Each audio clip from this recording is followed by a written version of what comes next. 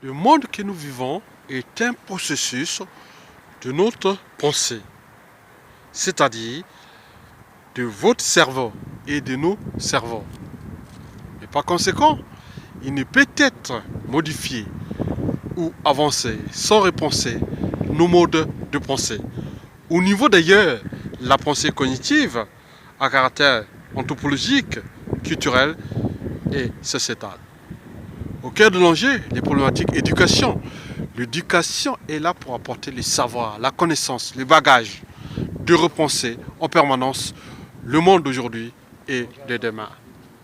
Donc, à l'échelle congolaise, quand je définis les problématiques éducation, l'enjeu est de mettre un cadre de culture ou de formation, surtout de la pédagogie et de ces choses-là, parce que la Corée du Nord est dans la signification de l'antithèse de la Corée du Sud, qui d'ailleurs a libéré les Sud-Coréens en tenant compte des valeurs éducation, formation, matière grise, développement et société.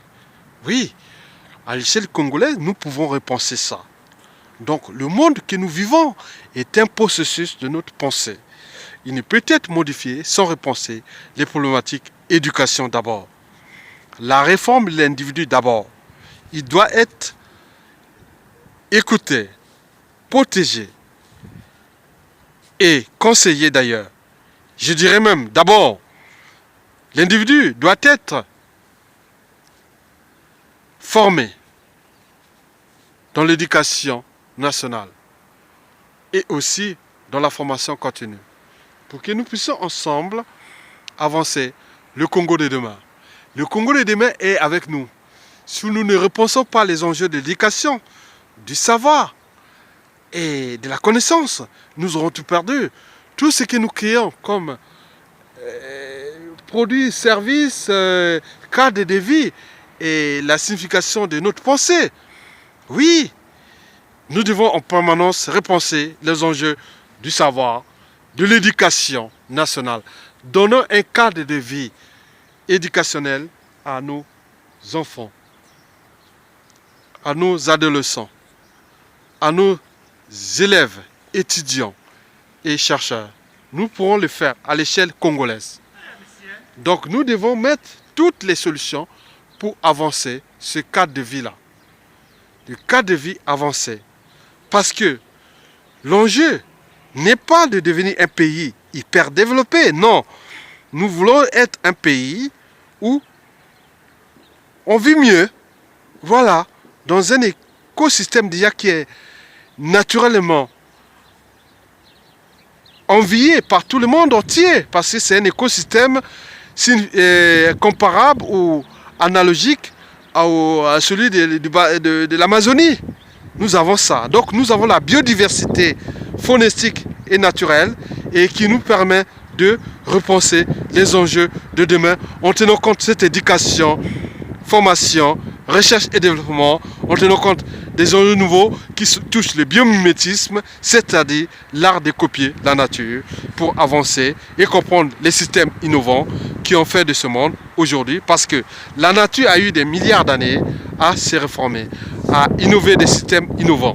Donc nous devons copier la nature dans un cadre d'abord de l'éducation à l'école primaire, au collège, au lycée, à l'université, des centres de recherche et de développement, et nous pouvons alors avancer vers un monde rénové à l'échelle congolaise.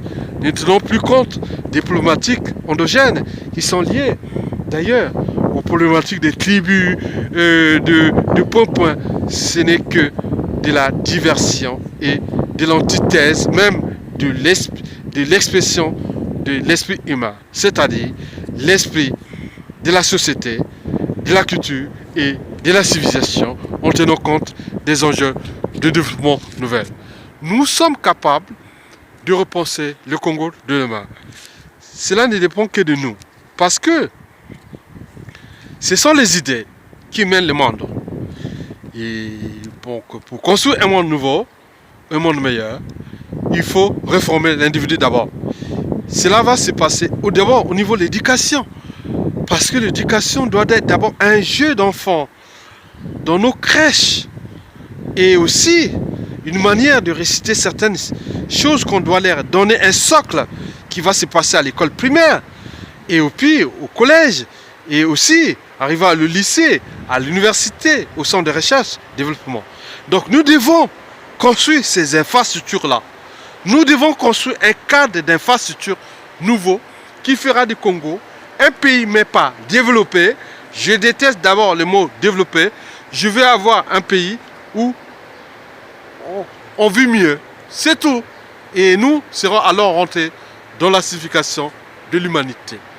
Mesdames, Messieurs, je vous remercie.